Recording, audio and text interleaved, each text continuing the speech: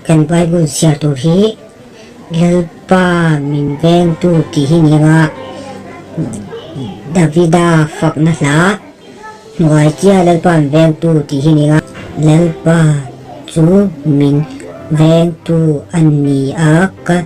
cham lawang ani chuan lo pet ching du mun a te min bo tiêu chin a chol na tui kama te min suai chin kanun na hi min siam thas chin a ama min avang in fel na konga te min suai chin ani thi na him kor ruang zo ma ila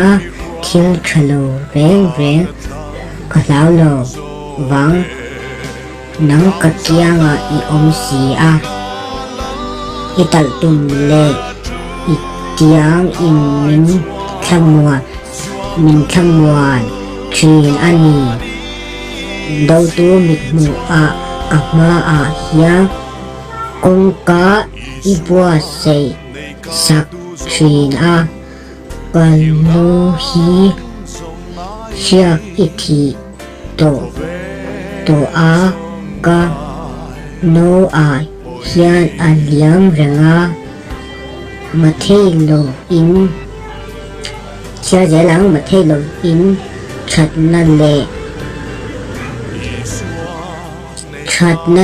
nil nei na in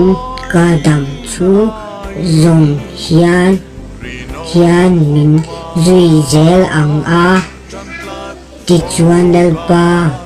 in a kum khua in ka om rengang ole ti theng hin se lalpan